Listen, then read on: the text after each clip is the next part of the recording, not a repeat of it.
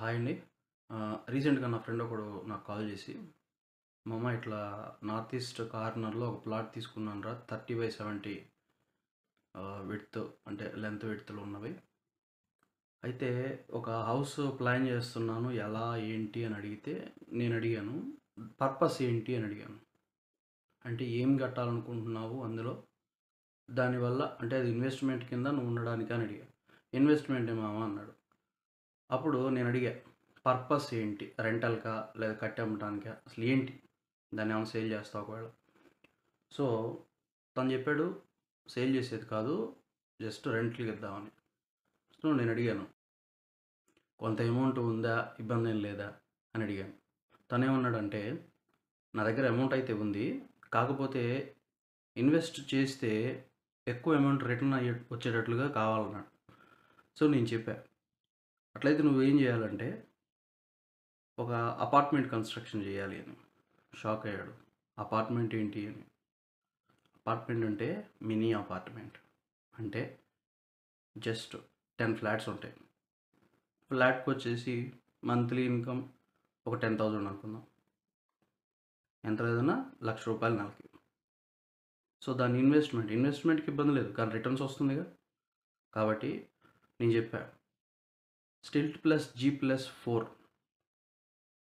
ఏంటి stilt plus G+4 అని అడిగాడు.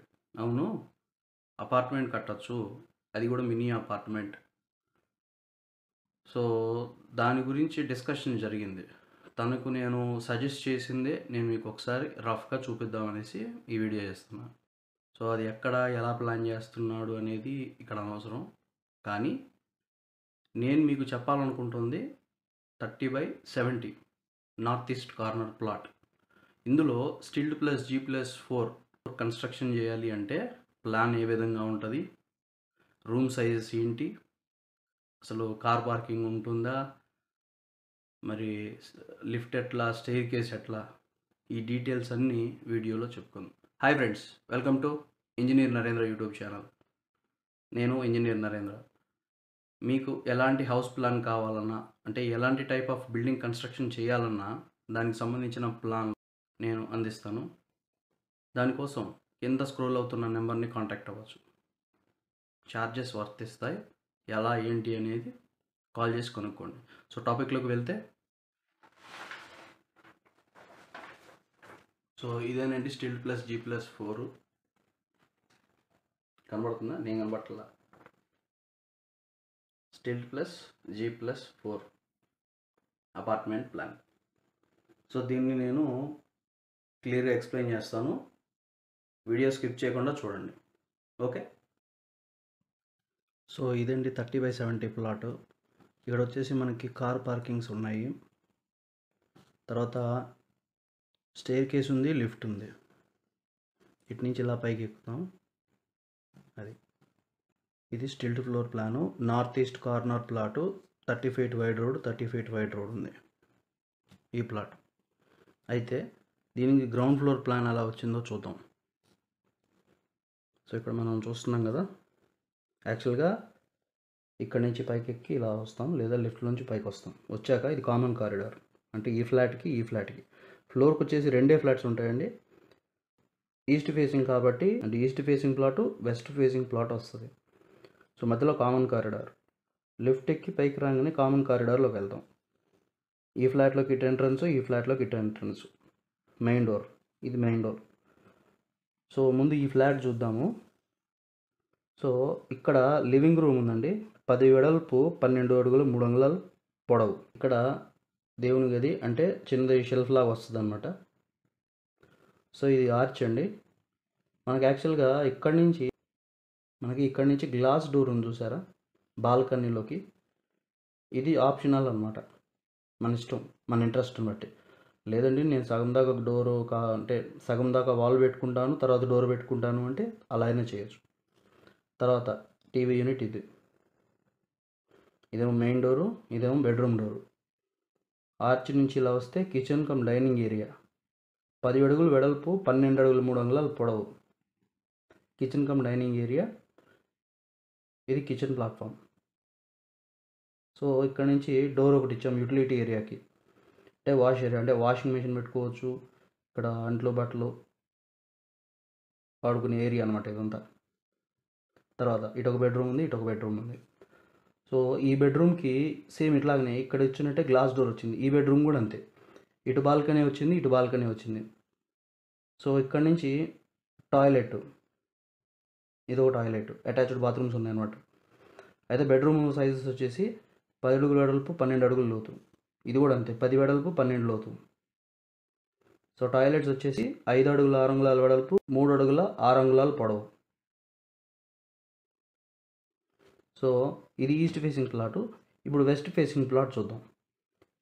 ఇదిగోండి, ఇక్కడ మెయిన్ డోరు, ఇదేమో లివింగ్ ఏరియా. రూమ్ సైజెస్ వచ్చేసి 10 వెడల్పు, 12.9 లోతు.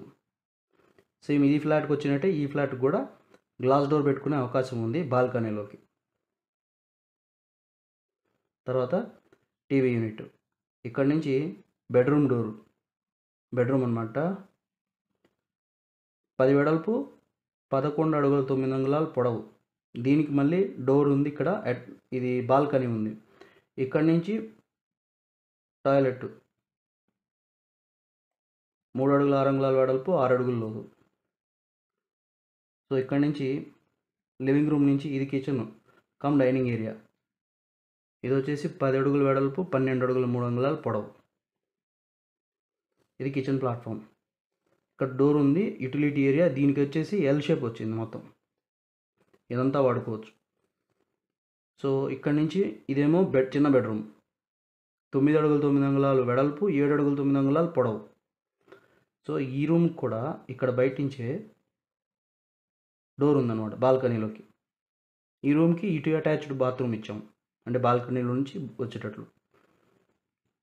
సో ఇక్కడ విండోస్ చూడండి, పెద్ద పెద్ద విండోస్, చాలా తక్కువ ఉన్నాయి విండోస్, కాకపోతే గ్లాస్ డోర్స్ ఎక్కువ ఉన్నాయి, అంటే పెద్దది ఇట్లా. సో సేమ్ ప్లాను ప్రతి ఫ్లాట్లో ఉంటుంది అన్నమాట. 5 ఫ్లోర్స్లో ఉంటుంది. అంటే ground, first, second, third, fourth, ఇదన్నమాట. సో ఓవరాల్ ప్లాన్ అయితే ఇది.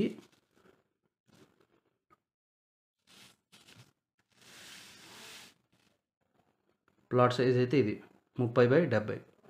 అంటే సాంతం ఇది 5 సెంట్లు కూడా ఉండదు. సో చూసారు కదా, మినీ అపార్ట్మెంట్, అంటే 30x70 స్థలంలో మినీ అపార్ట్మెంట్ అన్నమాట. అయితే ఇందులో మీరు తెలుసుకోవాల్సింది ఏంటి అంటే, అసలు ఈ స్థలానికి గవర్నమెంట్ పర్మిషన్ ఎన్ని ఫ్లోర్లకు ఇస్తుంది తెలుసుకోవాలి కదా. ముందు కన్స్ట్రక్షన్ చేసే ముందు పర్మిషన్ ఎన్ని ఫ్లోర్స్కి ఇస్తుంది.